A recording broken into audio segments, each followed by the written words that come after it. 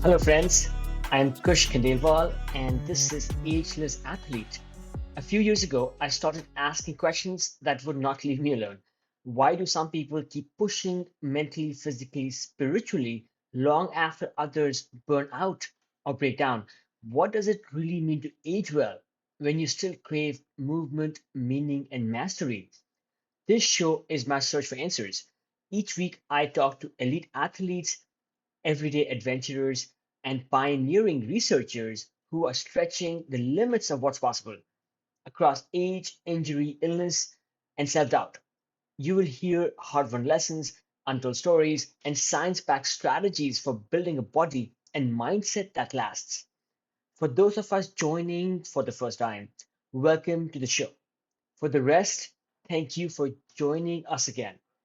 Time is our most valuable asset, and I deeply appreciate you giving me your time today.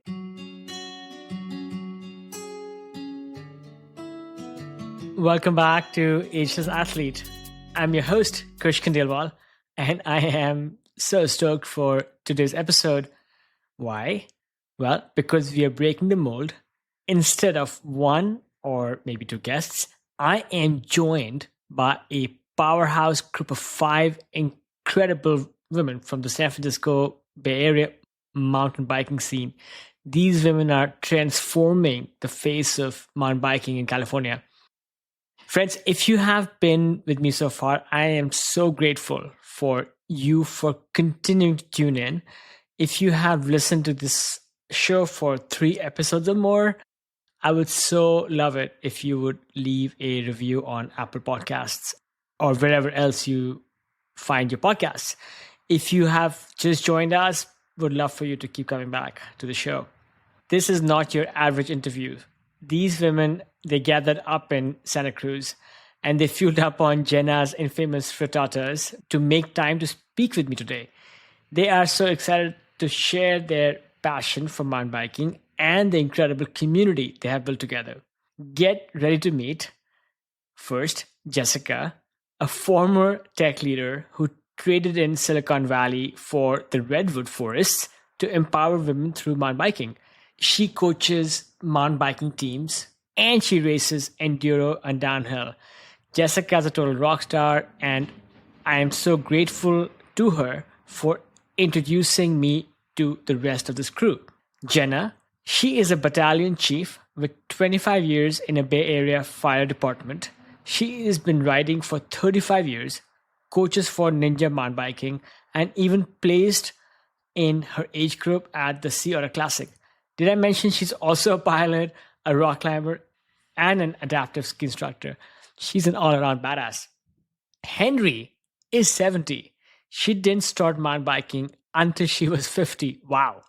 Now she's a certified instructor. She leads rides for Girls Rock and Morka and continues to race enduro. Well, yeah, she proves it's never too late to shred. Lisa is president of Morka. Morka is Monterey Off-Road Cycling Association and a certified instructor who grew up riding dirt bikes and now shares a love for two wheels with countless others. And finally, we have Alexis, who is the president and co-founder of Girls Rock, an organization dedicated to creating a welcoming and supportive space for women in mountain biking. We will dive in to their inspiring stories of transformation, resilience, and breaking down barriers. You will hear of how they navigated cultural expectations, overcame physical setbacks, and discovered the power of female camaraderie on and off the trail. They will explain how they're changing their traditionally male-dominated sport by creating supportive spaces for women of all ages and backgrounds to learn, grow, and thrive. They will also share the secrets for staying fit, fueled, and mentally strong, no matter what life throws their way. Plus, we will uncover the magic of organizations like Girls Rock and Morka, shining a light on their dedication to inclusivity and expanding access to this incredible sport. So, well, it doesn't matter if you're a seasoned shredder or just curious about exploring the world of mountain biking. Get ready for a really fun conversation filled with lots of laughs, inspiration, some great stories, and breathtaking scenery. You might even find yourself inspired to hit the trails yourself. Let's roll.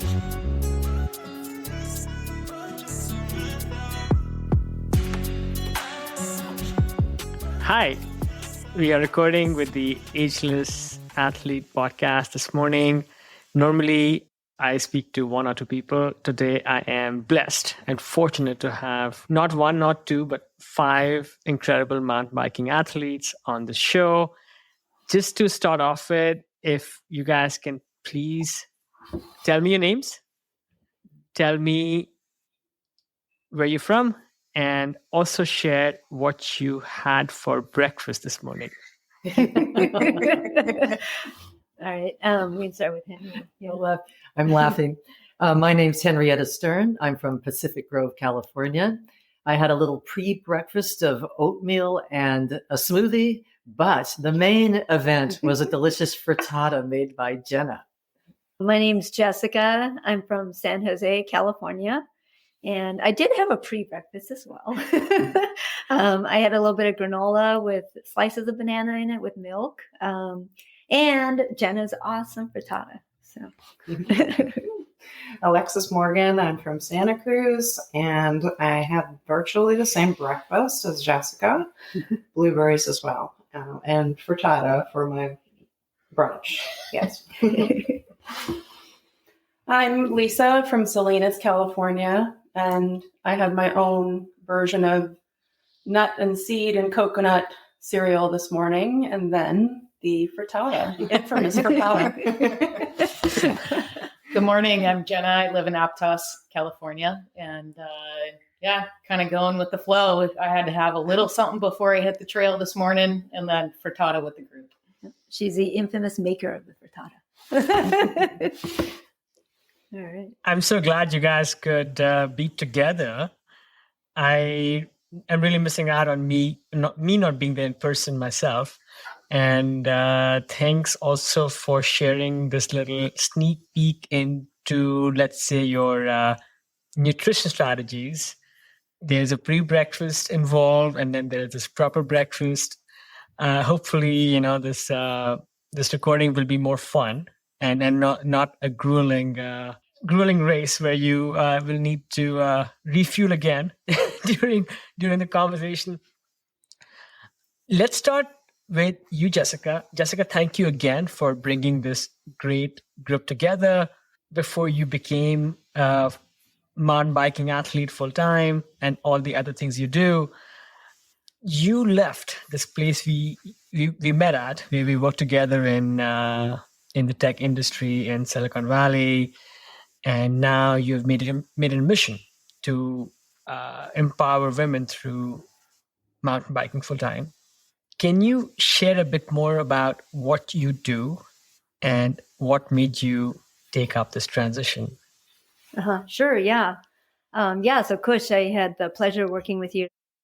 And at Airbnb, I worked in the corporate world for 20 plus years, left it at the end of last year to do this mission of mine full time, which is empowering women through mountain biking. All of us here, we mountain bike, and it's something we're extremely passionate about. It is something that can be challenging, mountain biking. And this sport is very intimidating for females. So I'm a mountain bike coach, and I've taught both men and women. And women are more thoughtful when they mountain bike, when they approach things, and they can be more fearful of getting hurt and tackling something that might look scary. My mission is to empower women through mountain biking. A lot of times I talk to women that have never mountain biked before, and they look at me and their first sentence is always, well, I don't want to break my bones. And I can tell you that, we love what we do, and we're not here to break our bones. Our entire mission really is to inspire confidence in girls and women through mountain biking and to build a community around this. So I won't lie, this is a pretty tough sport. But what I love about this sport is that it teaches people grit, perseverance, and courage. I can tell you I'm inspired every day when I take girls and women on the trail.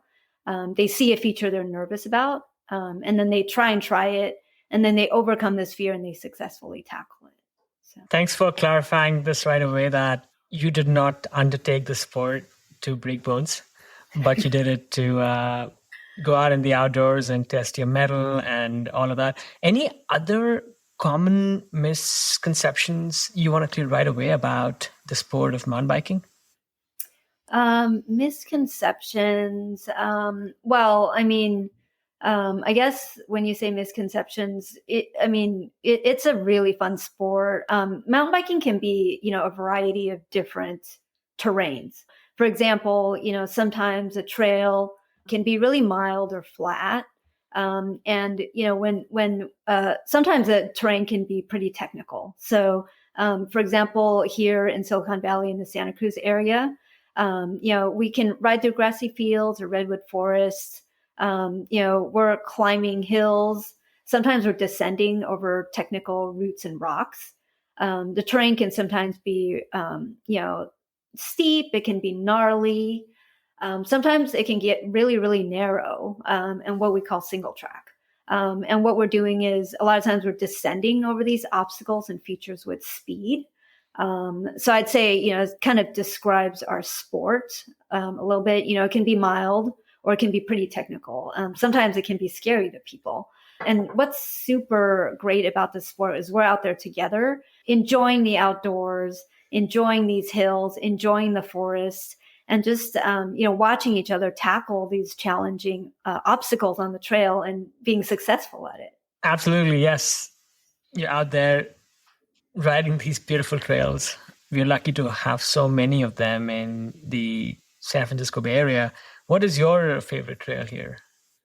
My favorite trail, it's actually closed right now, but on the weekdays. But my favorite trail is probably what we call Sokol Demonstration Forest. Out there, there's a variety of trails. There's one trail that's pretty world famous. It's called the Flow Trail. A lot of it is human-made, and it's very flowy. It's a downhill trail. You have to climb pretty hard to get up there, and then it kind of flows through the forest among the trees, and it's a single track. And it's just an absolutely beautiful trail. My favorite trail out there is probably Braille, which is next to the Flow Trail. It's technical, it's steep, it's got roots, and I just love clearing that trail because it's natural, it's out there, it's beautiful, it's hard, and it's also just a ton of fun. I've been hearing about the Flow Trail for many years. One of these days, I hope to make it down there, and maybe I'll be lucky to have one of you join me on that ride. Absolutely. I'm a minority male. I'm an Asian male, and I often do these sports where traditionally they have been dominated by, let's say, white men. It's changing for the better. Seeing women out there, whether I'm climbing or surfing or whatnot, again, that is changing, but still the representation is not quite there. You are an Asian female, which I think is even more rare to find. Asian women, minority women out there doing these sports. How do you navigate some of the cultural norms and expectations with some of your upbringing, with what is expected from you, perhaps, what your family expects from you, what your community expects from you, and how do you kind of manage those expectations people have, and what has been your experience? Yeah, I have to say, I've never considered myself a sporty person. When I was growing up, I actually never did sports in high school or college. And I only started mountain biking later in life. I grew up in LA, in Los Angeles, and in a very traditional Chinese family. My traditional mom taught me not to get too much sun, don't get hurt, don't climb trees, sit with your legs closed, walk like a so when my husband introduced me into mountain biking, I just felt so empowered, and it really made me feel tough. So every time I rode over roots and rocks that I was scared of, I felt really good. So I wanted to share that inspiration with other women. So now I'm a mountain bike coach for kids and adults, and I'm on the board of several mountain biking organizations. And my mission is to inspire more girls and women into this sport. I started racing in my 40s and started teaching mountain biking in my late 40s, and started racing in my early 40s and started teaching in my late 40s. And I'm turning 50 this year. And there aren't a lot of older women racing in downhill or enduro, which is what I've been doing this year. And I think it's really important to continue to see female faces out there on the race course, whether they're Asian or not. Just seeing women in the sport is great. And I have to say, so a great mountain biker once told me a quote that mountain biking is a great equalizer. And I absolutely love that quote, because it doesn't matter what you look like or what you do out there or your level of fitness. We all get together and we have so much fun on the trails, and we make these lasting friendships, and we just meet extraordinary women and we support each other. So I just absolutely love that sport because of that reason.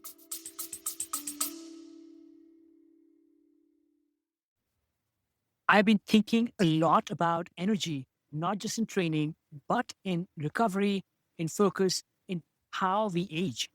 So when I came across NutriSense, it hit home.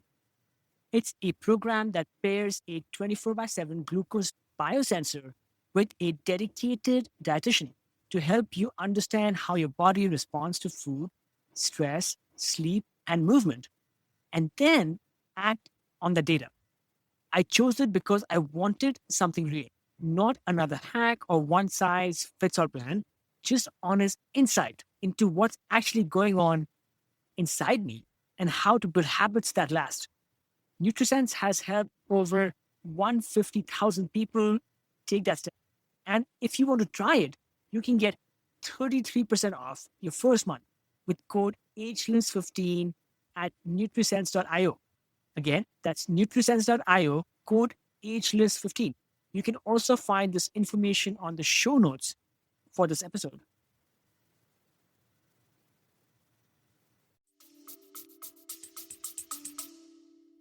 Great answer. Finally, Jessica, you left a perfectly good career, one that we shared a little tenure with, to take up this cause full time. What was maybe one key reason why you did that? I have to say, my mom probably wouldn't have approved of me doing that. My traditional mom. But, I've been thinking about this for a while. And yes, you're right. I mean, I was, being paid pretty well and managed a large team. And I've been thinking about this for a long time. And, I'm hitting my 50, hitting 50 this year. And, I thought I should try it. Why not just do it? I mean, this is something I really believe in. While I was working in the corporate world at Airbnb, I had started teaching already. And I've been, with Girls Rock for about 9 years or so. And so I kind of knew what I was walking into, but it was also just, saying goodbye to something pretty big in my life that took up, a huge part of my life, walking away from the corporate world and, doing mountain biking full time. But yeah, I mean, since I've left the corporate world and taken this up, I'd say I have no regrets at all. I absolutely love what I'm doing, and I'm just inspired every day by what I do. You are evidently touching and influencing people in a very fundamental way. And this is a great segue to hear a little bit about Girls Rock, this organization that you just mentioned. So maybe turning this over to Alexis, can you tell us first, who are you and why did you found Girls Rock, and what does Girls Rock do today? So my name is Alexis Morgan, and I live in Santa Cruz. I was not technically the founder of Girls Rock. My friend Jessica Klodnicki founded it when she was running Bell Helmets. And the idea was that she wanted to get women together to ride bikes. And she was just starting out in her own mountain biking journey and had discovered it and wanted to get more women out there because she thought it would be a way for her to learn how to mountain bike. She was right, and she continues to mountain bike today, but she had to move away for work. And so when she moved away, she handed off the keys to the organization to myself and to a woman named Julianne Klein.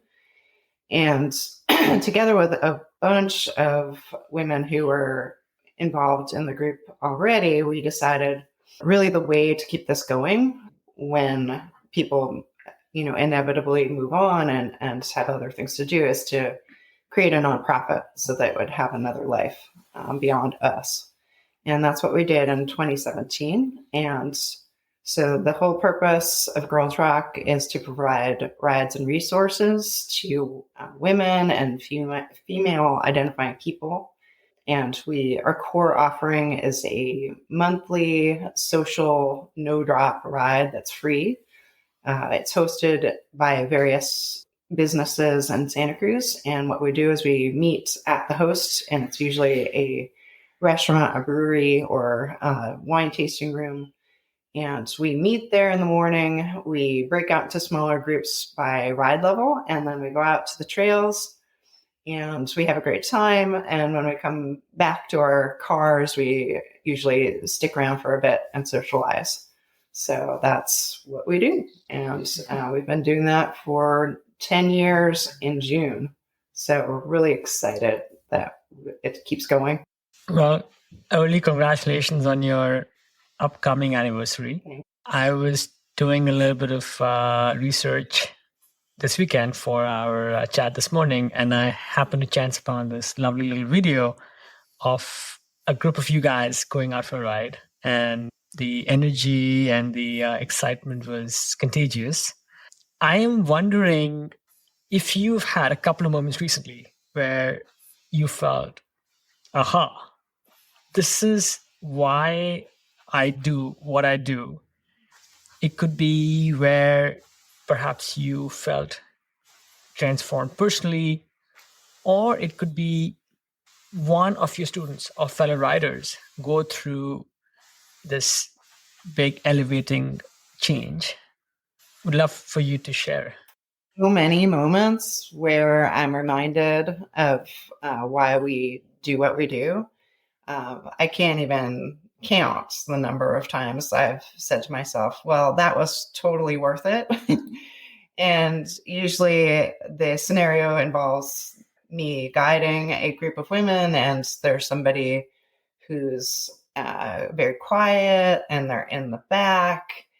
And they said they were not sure that this was right for them. And then by the end of the ride, they're smiling and they're giving people high fives, and they're totally engaged and participating with the rest of the group. So I like to see people brought along and realize that, yes, this is for them. The sport isn't necessarily about getting rad and going fast, being loud and gnarly. It's perfectly fine to just ride off-road in the dirt and enjoy the trees and the blue sky and hear the birds and be that kind of rider too. So, hang on. So, can just anybody show up if they are female identified and they are interested in mountain biking? What is if somebody listening to this podcast gets inspired, can they just go to your website, sign up for a ride? Do they need to have a mountain bike with them? Do they need to pay something? How does just an average person engage with you? It's completely free to register and show up. We do ask that you bring a mountain bike, but we do point people to area shops and brands that demo bikes. So you don't have to own it, just bring it to the ride and you'll be fine. So your mountain bike, your helmet, and some water, and we provide basically the rest, a guide to make sure that you get home safely, and we'll make sure you have a good time out there on the trails. Sounds very enticing. I'm sure when I started mountain biking, this was such a big question mark. How do I get started? Yeah. I was just asking questions around, and I finally ponied up the money, and this was during COVID. I got myself a mountain bike and, took some steps, and it was always a little scary going out and learning things on my own. So the fact that you provide this platform and this community where people can just come in and learn from others, I think it's a gift. So it's a gift to the community. Another organization that is very cool in our midst, it's called Morka. We have the founder of Morka here. Lisa, are you the founder of Morka? What's your engagement with Morka? What is Morka? And who are you? Yeah. So Morka is the Monterey Off-Road Cycling Association. I'm not the founder. I'm the current president in my third year. I think I'm the first female president. I'm looking over at Henrietta because she's been on the board for a couple of decades. And the year that I joined, we went to a majority of women at that time on the board. So 4 out of 7. I think we're currently at 3 out of 7. But it changed the dynamics quite a bit in terms of representation. And the organization that's in Monterey County, and there's probably 3 things that we spend our time on. It's a fully nonprofit, volunteer-led organization. Excuse me. And one of them, this is a culture of mountain biking, is to be community and nature-minded and to give back. So we actually groom, maintain, repair, and create trails with full cooperation and blessing of the land managers. And we represent the mountain biking community in the area when we have the input from them, right, for that. So many, many, many volunteer hours throughout every week go to trail maintenance and trail work. And that's maybe one of the things that I think people who don't mountain bike don't realize, because a lot of times when we're working in trail systems, they're multi-use trail systems like they are in our local area, right? It's for hiking, it's for equestrians, runners, as well as biking. It's all multi-use. And we're not doing it so that just bikes can be on the trail. It's got to be open to everyone on the trail. And so we're also promoting a culture of, like mutually greet people and welcome them. And oftentimes when the land managers want help with trail systems and local stuff, you don't see hiker groups showing up to help that. You don't see equestrian groups showing up to help that.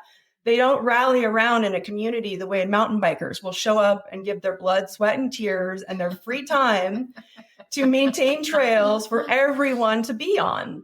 I know Alexis has sore forearms today from working on creating a new trail this past weekend.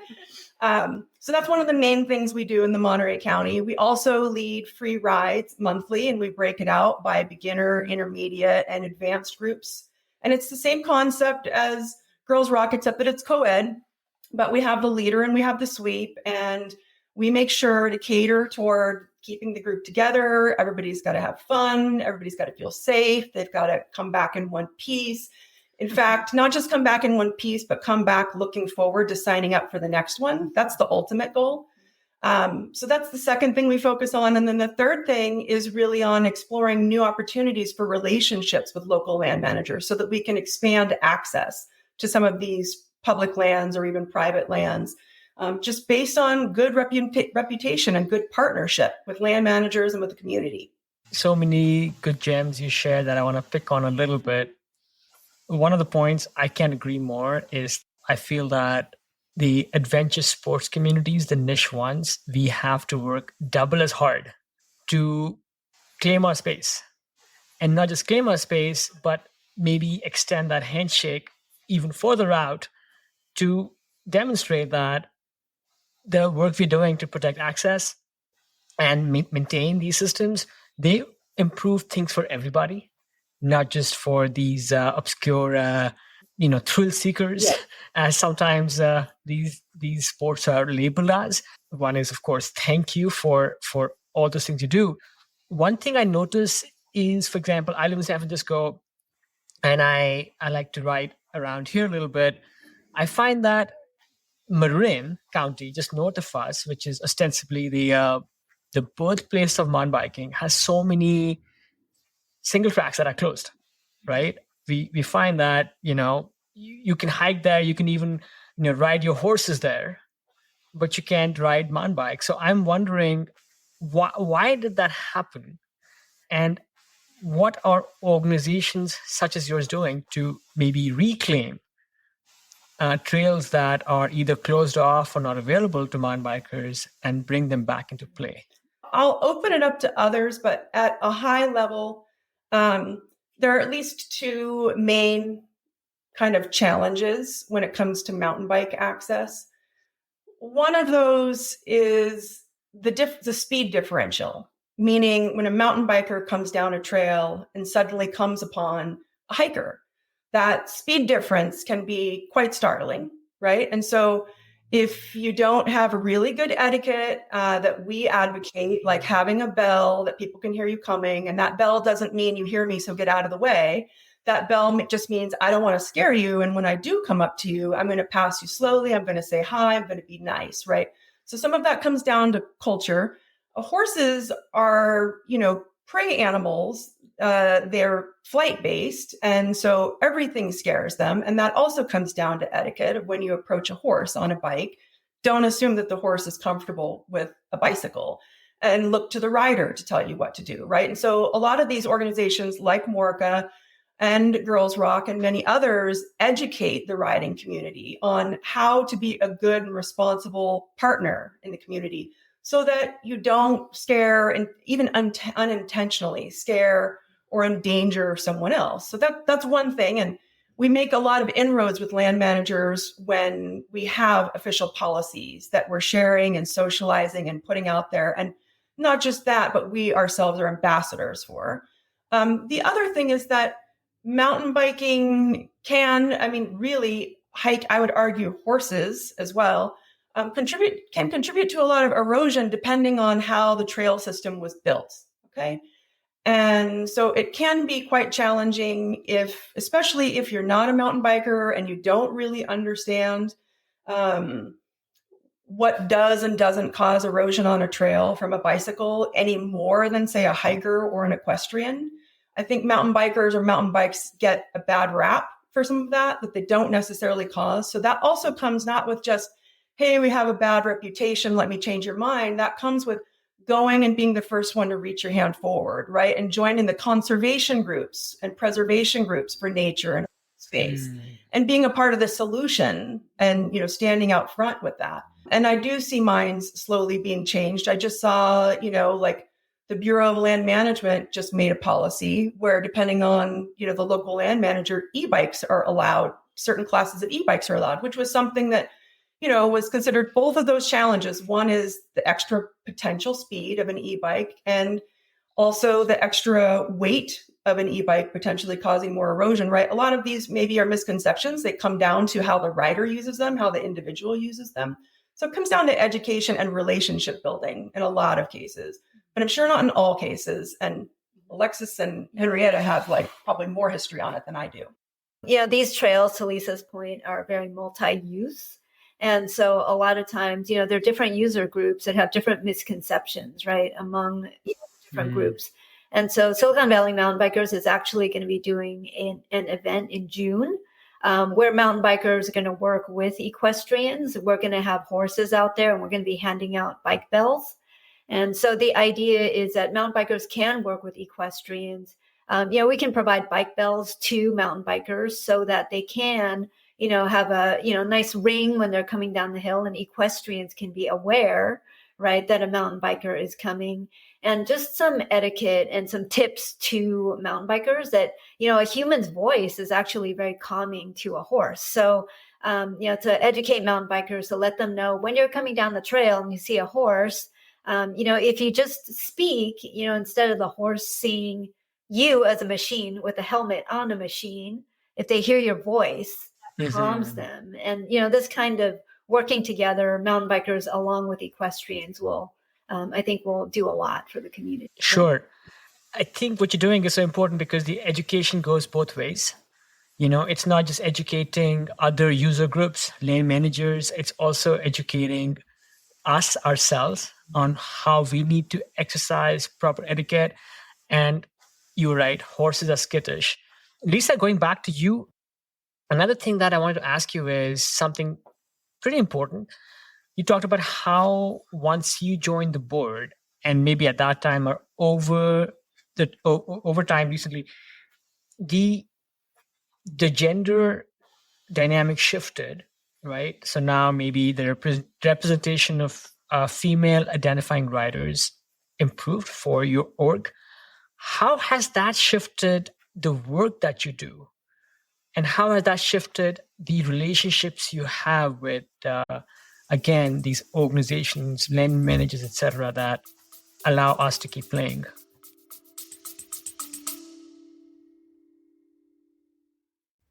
Friends, it means a lot that you're here.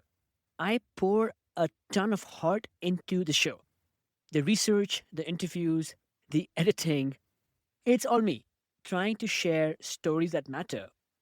If Ageless Athlete has ever made you feel seen, inspired you, or just kept you company on a long drive, or better, over a run or a bike ride, I would be so grateful if you considered supporting it.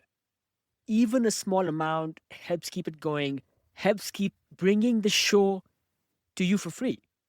You can chip in at buymeacoffee.com/agelessathlete. Again, buymeacoffee.com/agelessathlete. You can find the link on the show notes as well. Thank you for listening and for being part of this.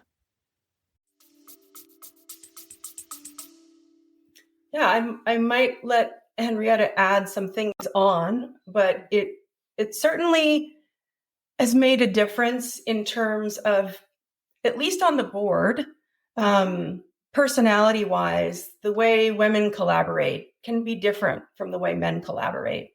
And so I do feel like I observed more kind of creative collaboration.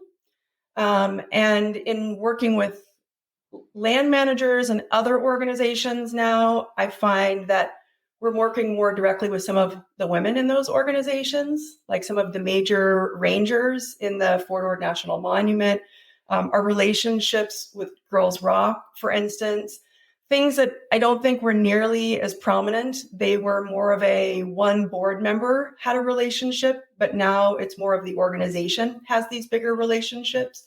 And then in terms of attracting riding community, I noticed that it went from probably mostly women only in the beginner group to now I usually have at least half my group in intermediate is women. I usually see women joining the advanced group. That's quite common. So I think the representation matters and helps as well as far as growing the community. And yeah, I would like to see personally more diversity in terms of ethnicity, more underserved communities coming forward and joining and being part and having a voice at the table. I see that as definitely something that Morka is working on. I know that's something Girls Rock works on, that it matters a lot to have that diversity and inclusion in the community. So I do see a shift in the tides, at least at Morka. I'll just add to that, and kudos to Lisa. She's an excellent project manager as her job, but she's also a wonderful project manager as a board member and someone who really has enabled us to reach out to certain groups that were a little leery of Morka because of certain personalities or viewed as sort of this male-dominated and in a small group of guys sort of in charge. Now she has reached out in a variety of different ways to other groups, some of which are more of people of color, women's groups, that type of thing. So, kudos to Lisa for really changing some of those dynamics. Also, if I might add just to the other question you asked, Morka, as well as another group I'm involved with called Fort Friends, Fort Ord Recreation Trails Friends. Morka and Fort Friends co-sponsors the Safe Passages program. And that is something that the Bureau of Land Management started, but it is encourages people to have good trail etiquette and actually encourages people to view a video of how, whether you're if you're an equestrian, if you're a mountain biker, if you're a hiker, what are the do's and don'ts on the trail, and encourages a sort of a mindset of mutual respect and consideration. And we co-sponsor this by anyone who takes a little quiz, watches a video and takes a little quiz, has a free opportunity to become part of a monthly drawing where the winner gets a $50 gift certificate to REI.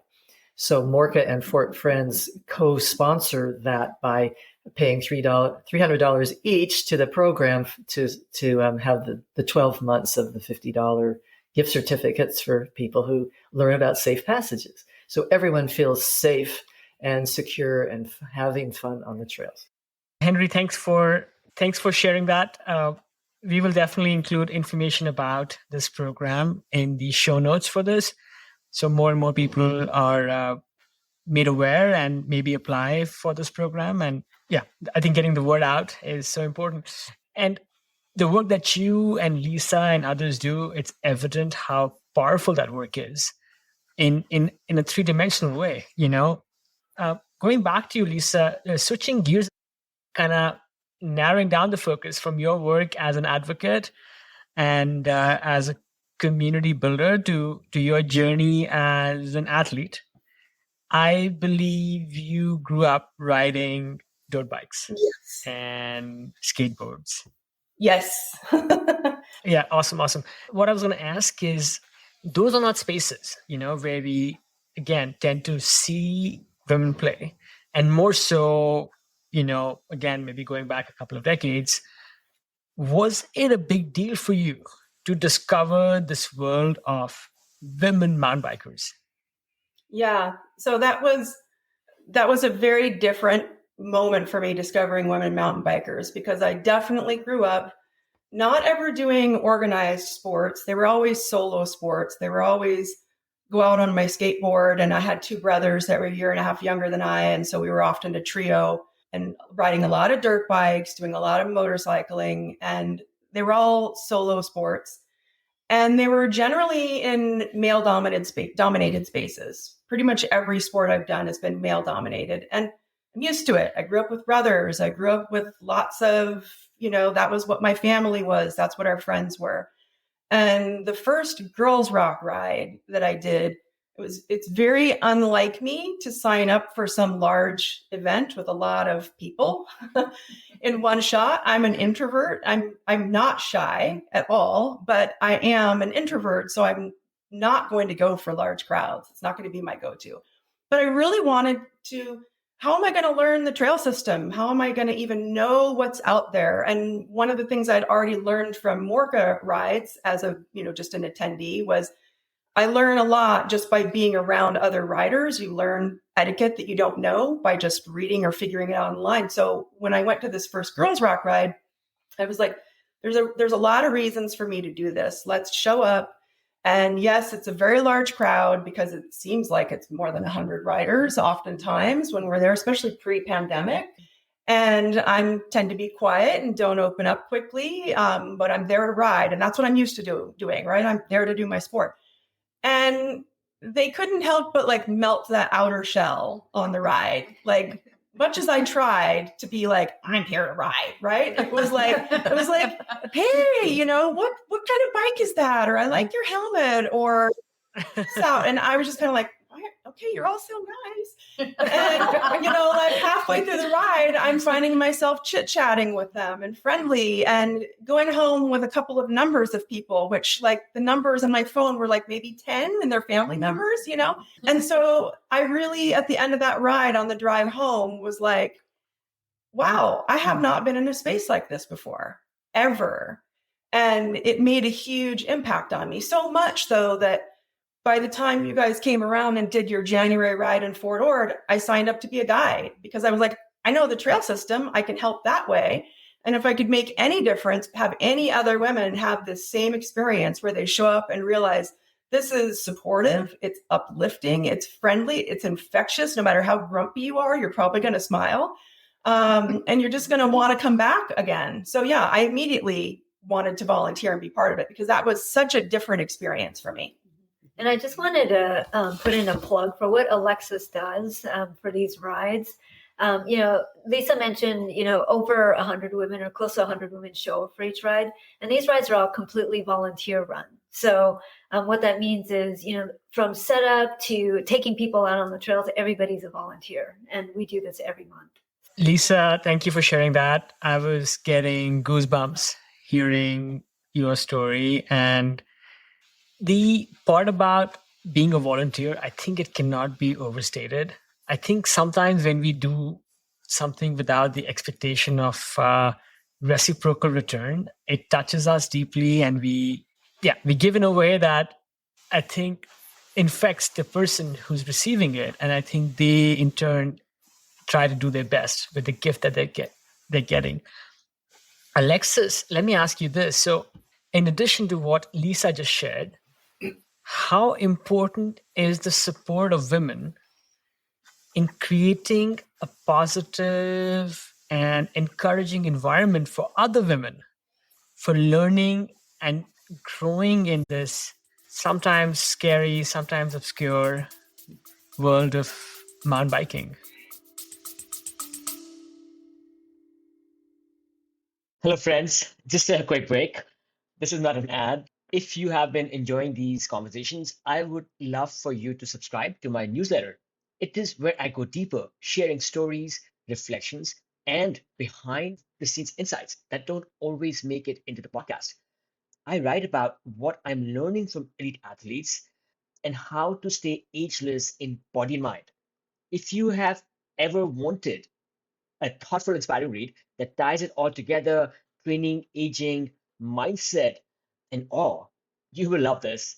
You can find the link in the show notes or just head to agelessathlete.co. Again, www.agelessathlete.co, that is, to sign up. And yeah, just a couple of emails a month, and you can unsubscribe anytime. Absolutely no spam ever. Okay, back to the show. My personal experience, I've noticed that women tend to be more comfortable and more forthcoming, more extroverted, more vocal when they're in a single gender atmosphere. When I was in high school, I decided to go to a girls' school. So I voluntarily did that on my own, and it was a great experience. I observed that the girls seemed more likely to speak up in class, to volunteer to be the one solving the problems in math class, to be presenting in history class, and so on. And so when, as I've gotten older, I've sought out all women spaces when possible. And so I was really happy to be part of Girls Rock when my friend started these all women rides. I thought, how refreshing. I'm going to get to meet women who are riding at my level, and I won't have to be chasing these boys around the trails. And that's exactly what happened. So I think you're just more likely to find people who are riding at your level, and therefore you're more likely to have more fun. And I think that women tend to be supportive of one another when they're trying to tackle features, and they give each other the time and space to do that. They like to communicate with one another and ask questions. So it's really just provides more opportunity for learning and makes people have a very positive experience.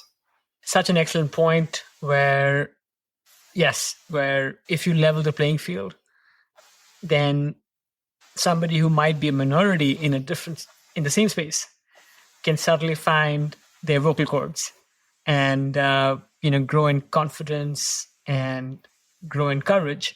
Any cool story that you can think of where you found this new mountain biker come to your organization and transform from, let's say, a little mouse into a tiger? I have a couple of favorite examples. Fife, who's not here, but who's part of the class of instructors that these ladies all became certified together. She started with our group when she was a graduate student, and she hadn't mountain biked, but she was a climber.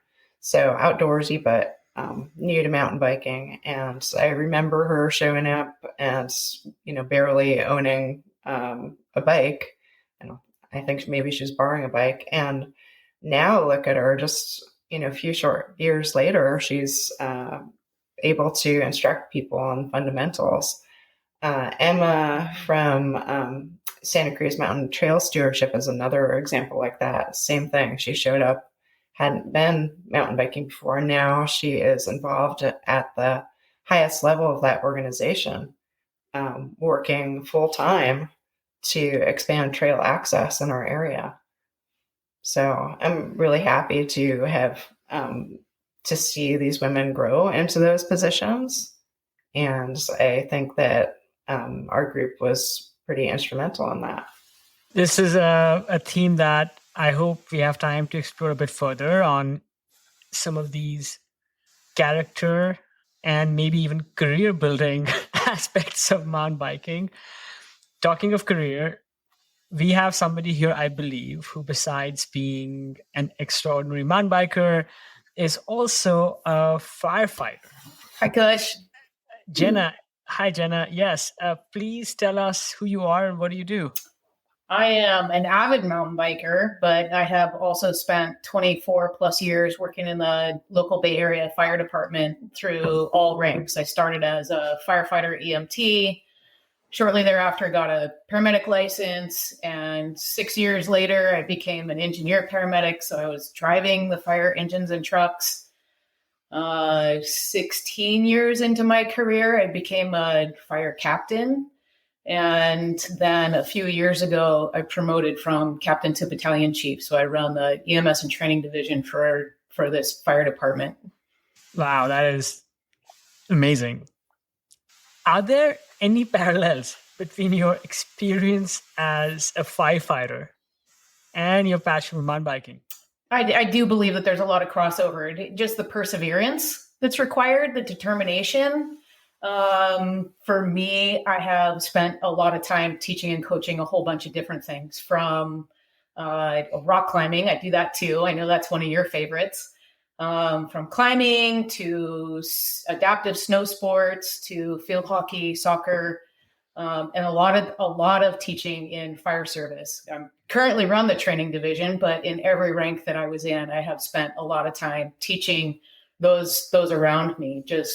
It's part of a passion. I come from a long lineage of teachers. My mom's a teacher, my grandma, my uncle, whatever. So I just ended up with the best of both worlds by having this awesome career in the fire service where I get paid to help people. It's ridiculous. It really is just fortunate to have that honor and privilege. And then it translates into mountain biking. I spent a lot of years riding by myself. It's this thing that I've been doing since I was 14. I've done a lot of other stuff, from Division I field hockey to all those other sports that I mentioned. And then when I moved to Aptos in 2020, I saw that Girls Rock had a bike mechanic trailside clinic going on. And I signed up, and I was so excited because it was COVID, right? So they weren't doing the rides initially, and then they were doing the rides with restrictions, masks, and had to have your vaccination and that kind of stuff. But the first thing that I got to do was the trailside mechanic clinic. And even partway through that day, I realized that I had some things to give there too. So I started helping the lead instructor and, helping to teach some of the other students in the class. Because let's see, if I started when I was 14 and I hit 50 years old last week. So I've been riding for 35 years, and you have a lot of incidents on the trail where necessity is the mother of invention, and you better learn how to fix your chain, and you better figure out how to make a bike go without a derailleur on it. And, some of the fixed flat tires and all the other things. So it's make it happen. Sometimes you just have to make it happen. And that's what firefighters do. We roll around in those big red things, the engine, the truck, and there's a whole bunch of tools on it and medical gear. So I've joked a lot about being a guide with Girls Rock who's always lost, because I don't usually lead. I usually sweep. I'm in the back, and I say that Alexis lets me do it because I have a first aid kit and I have tools and I know how to use them both. I love that answer. And almost a little unexpected in a way, because I did not think about the aspect of being resourceful and knowing how to more than fix your own flat, fix your own bike, has in parallel with being able to be resourceful with firefighting. I know nothing about firefighting, but I can see that you have to deal with some of the most unexpected of situations, from something maybe as, I don't know, ho-hum as rescuing a cat stuck on a tree to to situations which are, let's say way more serious with human life. And that ability to be ready is such an asset.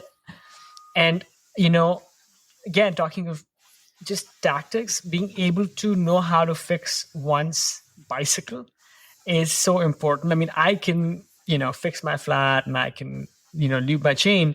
But one of the things that's keeping me from planning this bike packing trip to Guatemala is that I haven't yet learned some of the more involved kinds of things with like repairing brakes and changing chains and, finding things on the side of the road to fix my bike up in the mountains. But anyway, another thing I want to talk to you about is, again, maybe this is because you as an athlete, you are not sitting at a desk like some of us, when you're not on the trails, you are dousing fires. So what have been maybe some of your hard-won strategies to staying fit, to staying healthy, and for being able to stay fueled so you can give your best, whether at work or whether on an epic ride? I will start with food because in the fire service, since you said you don't know anything about the fire department, in fire service, we're kind of a secondary family, and cooking meals is something that has transformed over the years that I've been in. When I started, we often had 2 loaves of bread and 2 bottles of soda and 2 pitchers of juice. And we had oftentimes pretty heavy meals. But in the last 24 years, we've really transitioned. There's water on the table and sometimes like some of the like LaCroix or we call them work beers because you can't have beer at work. But the like spring essenced waters and some of those kinds of things, electrolytes. Much more lean meats and lots of vegetables and that kind of thing. And we do that typically very much as a family. We'll rotate who's cooking and everybody puts in their money for the meal, and one crew will go to the grocery store and shop together. We often get a question of, why does everybody have to come together? How come you can't just send one? And that's because we'll put our groceries down and run to the rig and respond to a 911 call if one comes in while we're taking care of that task. So we take it pretty seriously, feeding the crews and having adequate nutrition and making sure that we are consuming things that are good for us, that fuel us for the incidents that we run on. And we put out fires, we run medical calls, hazmat incidents, confined space, lots of auto accidents. And you have to be ready to go at any given time. So eating the right things to keep your body and mind ready for that space and place. Actually, on that note, this is a question I would love to kind of pick everybody's brain on if they have had any important lessons to share. So the nutrition, the food is good. Any supplements that have helped you or have helped others? And then finally, any mobility or cross-training regimen that you advocate to stay, again, in good shape? I wouldn't say that I'm necessarily an expert on supplements. I definitely am a big fan of good quality, nutritious food and trying to get the vast majority of my nutrition through that. Exercise, I was very heavily involved in CrossFit for a number of years, and I come in a 5'2" $1.25 package. And it's quite unlikely. And sometimes people even have a hard time believing what they're seeing when I pop off of a fire apparatus in my full gear. They're like, really? This is nuts. This person is pretty compact. And in order to be able to do that, the high intensity, constantly varied functional fitness, and CrossFit is just a brand. There's a lot of different ways to get that kind of thing, that moving weight, because fire gear is very heavy. When I put on my fire gear, the boots, the structure gear, the helmet, and the SCBA, it's almost 70 pounds of gear. And then you pick up tools and equipment. So chainsaw, rescue saw, or a ladder. Typical chainsaw or rescue saw is approximately 30 pounds. 24-foot extension ladder off of a fire engine is 71 pounds. So you really have to be able to move inside your gear and carry equipment in order to carry out the objectives at any fire scene.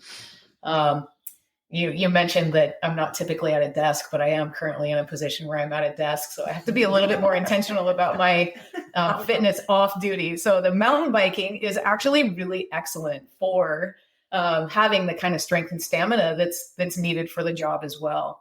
But I do supplement that with weight training and some rowing on rainy, muddy days here. I can either go to Fort Ord with Lisa, or I can hop on my rowing machine and get some additional strength training, fitness, and then, of course, the mobility is a really big issue. So my best way of finding that mobility piece is to do a little bit of yoga. And I think we have that in common, too. I think that you have. And that definitely is a great way to help the body recover and stretch out and find the mobility that somewhat decreases when you're throwing around heavy weights. Yeah, I, like maybe some of us on the call, I also sit at my desk a lot when I'm doing this podcast. So it's important to be intentional about the cross training and the mobility and any other like high intensity exercises. Moving on to being able to continue doing sports and athletics and stay healthy, I want to ask Henry this question. Henry, you have been an athlete for the greater part of your life, right? I think you have been surfing and you've been snowboarding, and I'm guessing that you've had your fair share of injuries and setbacks. What's been the most significant setback that you have had to fight back from? I'm an emotional person, so just let me cry for a second. I'm first of all, I'm not a national ranked, even though I did win nationals one year as beginning, but I'm not a national ranked athlete like many of the people who've been on your podcast, but I was a pretty good cross-country racer for several years, and I'd win local races. I'd win Sea Otter Classic, which is a pretty big regional race. Actually, people come from all over the country. So I was, a very good climber and kind of a scaredy cat going downhill. But I did one year in 2010, I won Sea Otter. The next year, I was dead last. And I was dead last because I didn't realize that I had been dealing with atrial fibrillation for several months and couldn't quite understand why some weeks I'm just on fire and other weeks I could barely make it up the hill. And it turns out I was carted away in an ambulance at the finish line of that 2011 Sea Otter Classic, not able, with a very irregular heart and passing out and not being able to even get up. There's a funny story. You can edit this out, but I have to say it just because I think these folks will get a laugh. I'm on the ground. We had just taken, meaning many folks in our MORCA group, had taken wilderness first aid. And my one excitable friend is trying to find a pulse to make sure I'm okay. And I can't find a pulse, and I remember laying there and saying, I'm conscious, I'm speaking, do not start CPR. You have to keep that. Anyway. That's crazy. Yeah. So they carted away, in an ambulance, ended up in the hospital. And that started a whole saga of, medications, feeling very depressed, very suicidal, and that my whole identity and world and social life and everything that was wrapped around riding mountain bikes and stuff at that time was gone. And I remember hearing a guy as they were sort of carting me off in the ambulance saying, "Oh, her racing career's over." And I remember thinking, no, it isn't. But he was right. It was, at least that type of racing. In many tears, 2 heart surgeries later, coming back slowly. I did start racing again and this was when I was 57. This happened when I was 65. I thought, I can do enduro because at that time I had taken more clinics. I had gotten more proficient going downhill. And the enduro racing is, roughly 15 miles, maybe lots of different hills and dales, but you're not racing the entire time. You're only racing the 4 mostly downhill timed segments, and you can take your time going from point A to B to C to D. And so I just fell in love with that immediately, especially the second, at least this past year, the second, you have a downhill, the classic downhill course at the Sea Otter Classic, dual slalom, which is built just for those 4 days, and then a few trails at the Fort Ord National Monument are the course, and then a long ride back. But again, you're not racing back, you're just getting back. So that really evolved into doing that ever since I was 65. I don't travel all around the world and the country and whatever to do it. But it also has just opened up such a wonderful world of traveling and going to Downeyville and Mount Huff and Lake Tahoe and all these wonderful places where now I'm a relatively slow climber. I do have to be aware of my heart rate, but I'm a much more proficient downhiller. And it just brings me a tremendous amount of joy to do that. And just this year, to celebrate my 70th birthday, because I volunteer a lot at Sea Otter, I haven't been able to race the dual slalom, but I said I'm not volunteering as much, and I raced the dual slalom, which I just absolutely love and had a lot of fun. And Jenna and I were with that, in that together. We actually had to race for the bronze medal, and she won. What a beautiful and powerful story, Henry. And I was actually also marveling that you were able to share, or you were recounting this medical catastrophe that you went through, and you were smiling and just almost giggling the whole time. I think it just shows your ability to take maybe what has come your way with this level of poise and demeanor. One thing I want to make sure I understand is, you said earlier that you were maybe not as proficient at going downhill. You were maybe better at climbing up hills. Then this episode happened and it changed, let's say, your physicality. And you then started taking part in races and events where you had to specialize in going downhill.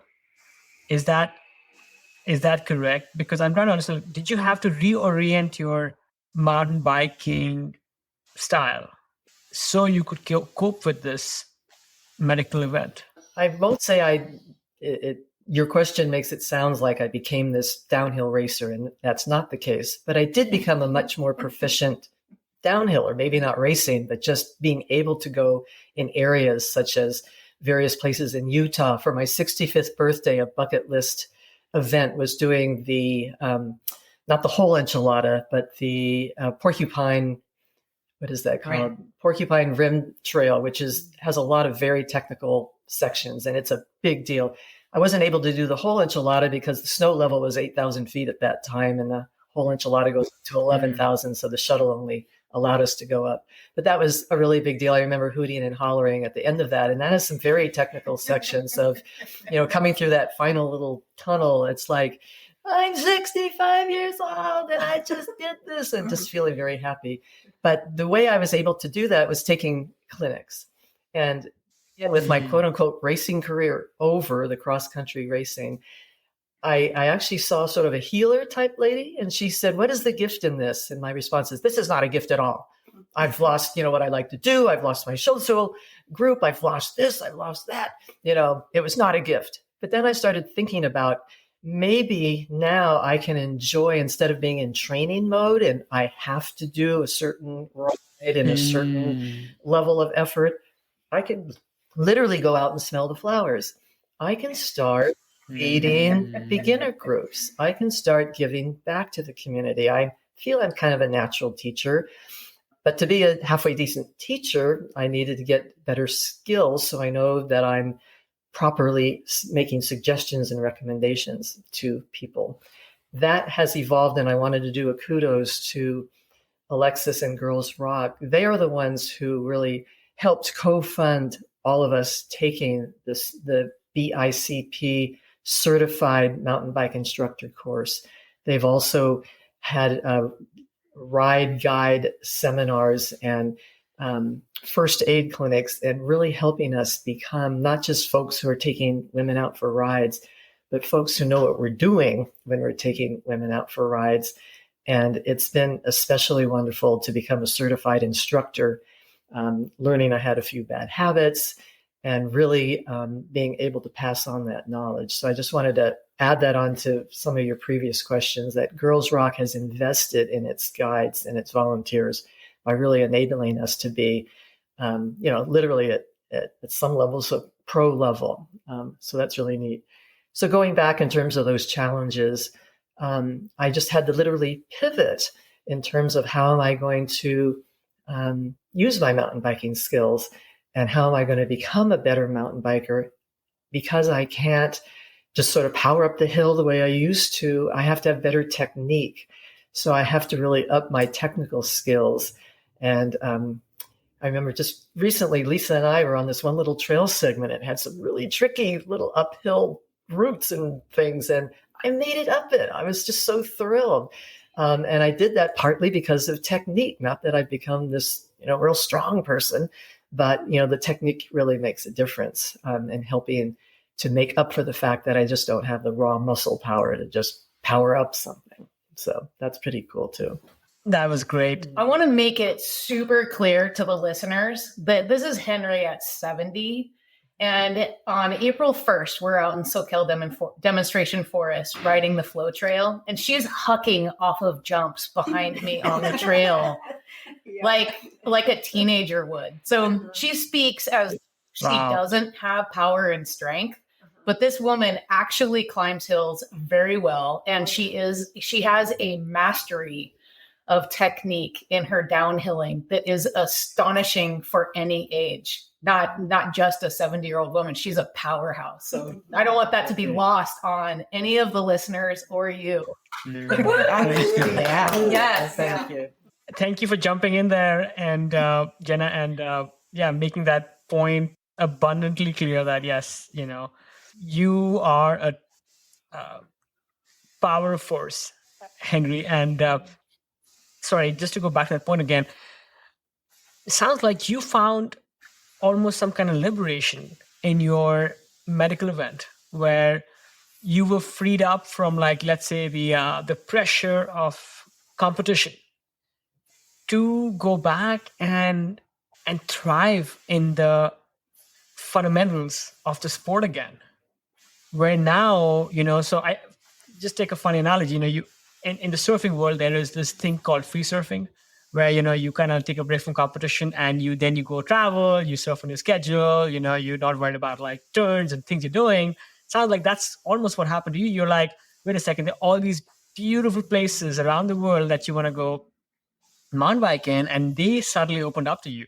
So I'm not going to say that what happened to you was something one would wish upon anybody else, but I think there's like a really strong lesson here, which is sometimes, when like life closes one door, it opens up, another door. What message do you have, Henry, for older women, maybe older men also, who might be hesitant to try mountain biking or, let's say, other similar physically demanding and sometimes, risk producing activities? Yeah.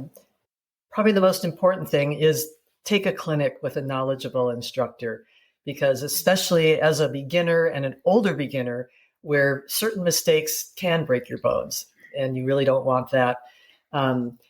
We've been teaching our women's fundamental skills for the last almost year now through Girls Rock and the city of Santa Cruz.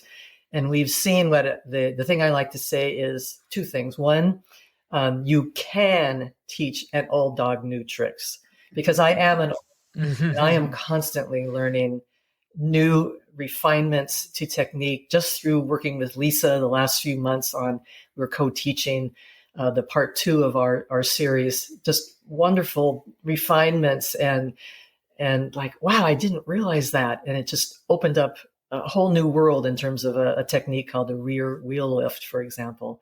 So that's really important, is find a private coach, find a clinic, and learn how to do it properly.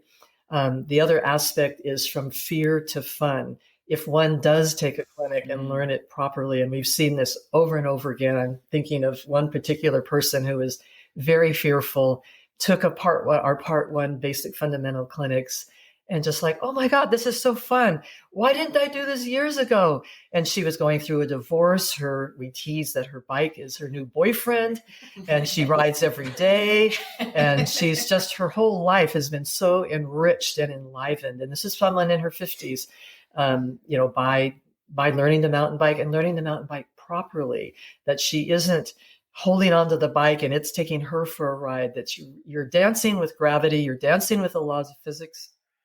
I guess your dance partner, and you learn to become the lead, not the one being taken for a ride. You are directing that bike, and you dance together and make beautiful music. And in terms of one of your questions is, for me, and your thing is called the Ageless athlete, when I'm on my bike, like on the flow trail and what Jenna was describing, I'm not Henrietta, an age 70 woman. I'm just this spirit. I'm this out-of-body experience almost, where I did grow up surfing. So coming off these berms, it's like banking off a wave.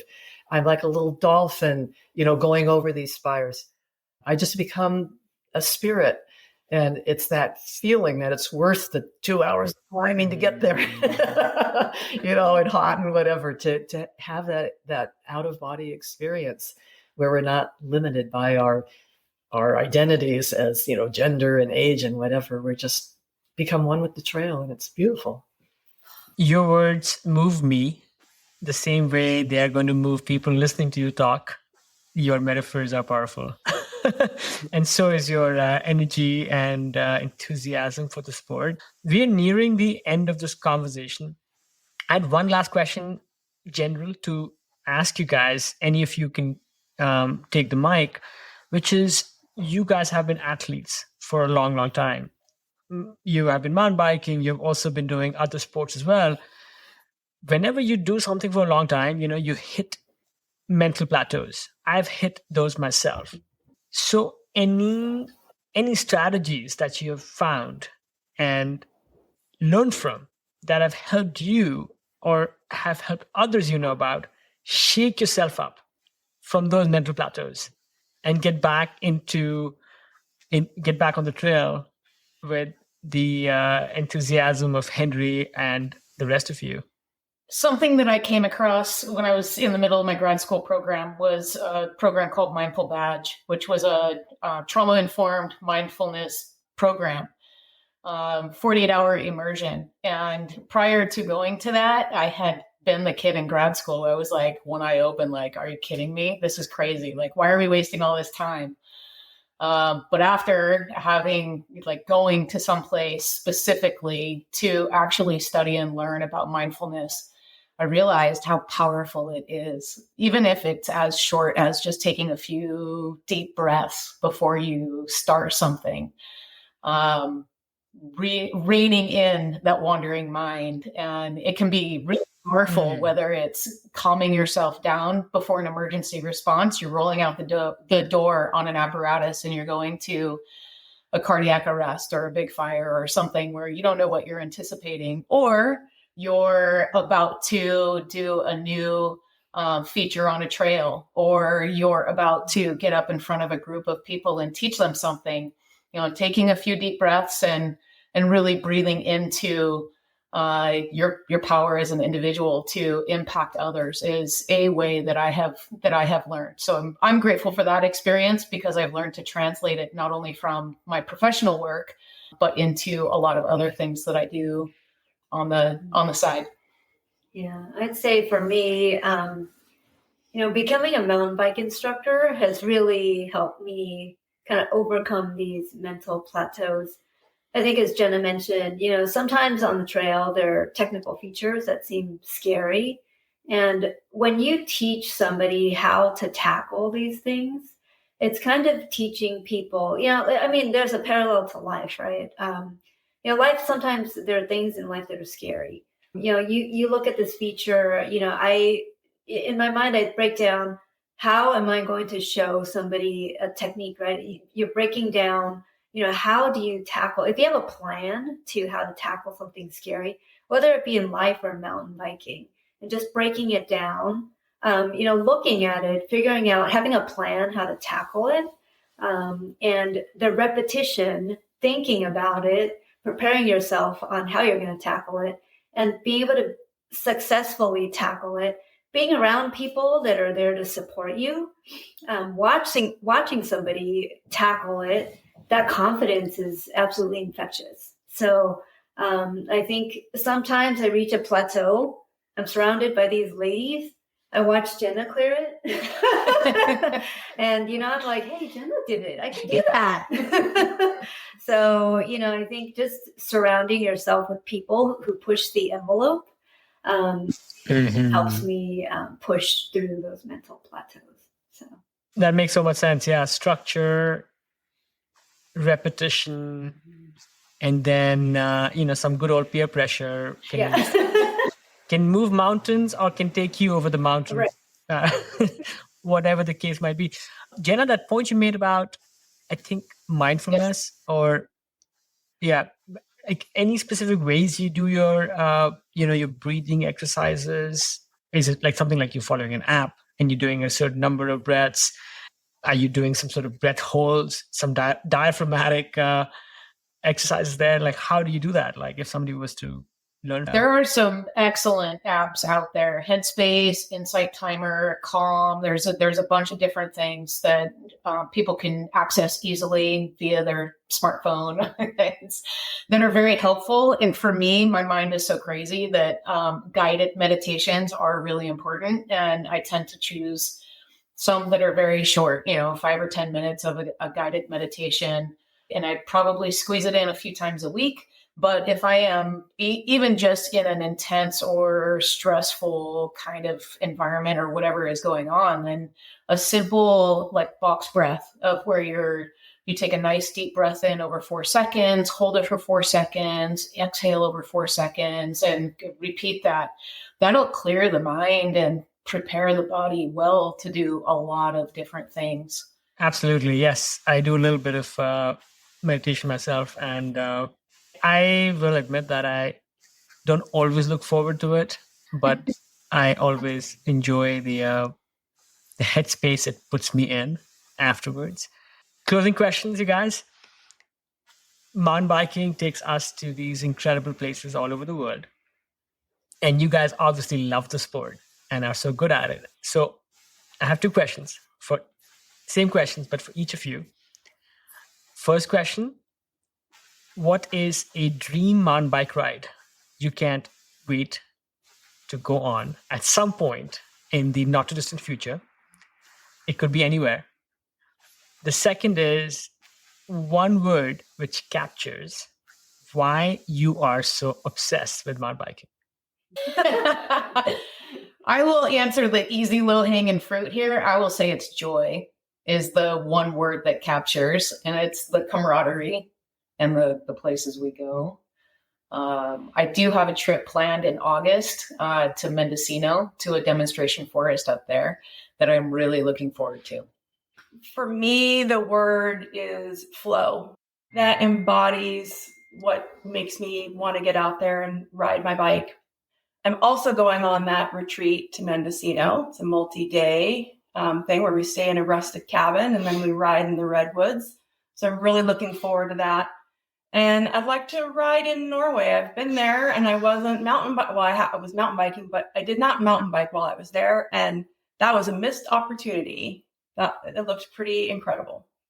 I'm an instigator on that trip to Mendocino. So yeah, it's a beautiful, magical place to be and to be riding your bike. And I'd say community is my word, because that mountain biking is amazing. The movement, experiencing the movements in your body and being in that flow state, all of that is amazing. But then being able to talk about it later with your buddies and revel in those moments is the best part. I'd say for me, the word is empowerment. Really, every ride with these ladies is a dream ride. It really is. So I can't think of anything else. I was going to say flow, but great minds think alike. So how about freedom or free flow as a hybrid of the two? Because that's really how I feel. in terms of a dream, I too am going to the Mendocino retreat, but also I would really love to take a clinic in Sedona and work on some of those real technical, rolly, rocky features in that kind of environment. I've been there twice, but only for like a couple hours in the morning. And so I'd really love to do more of a weekend type thing and experience that environment.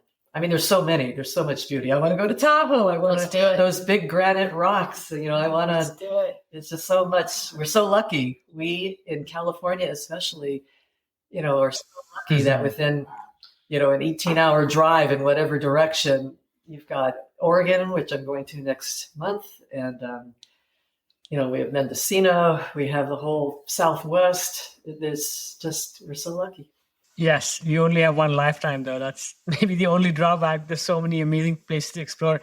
It's been a wondrous conversation. I feel I could have each of you in an individual podcast because you have so much enthusiasm, knowledge, and inspiration to share.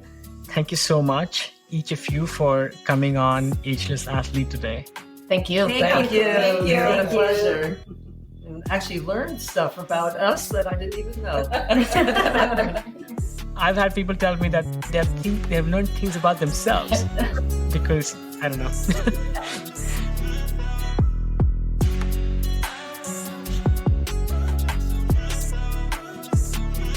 Wow, I am still feeling the goosebumps from this chat. The energy and passion these women have for mountain biking and for each other, it is so contagious.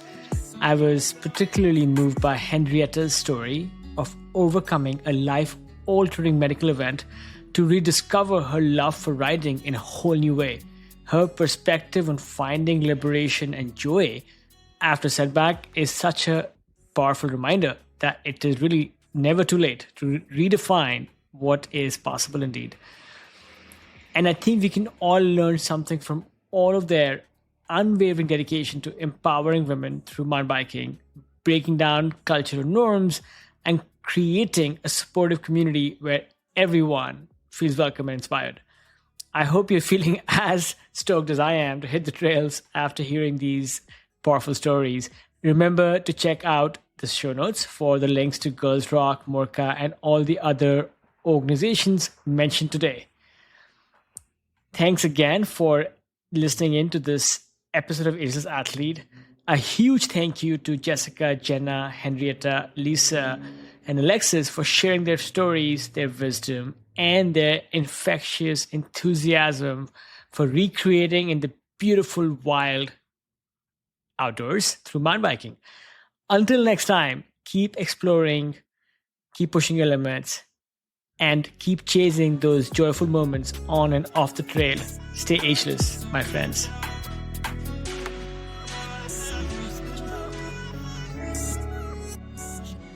Friends, this is not an ad. This is just a quick message to those amongst us who are listening to Ageless Athlete podcast for the first time.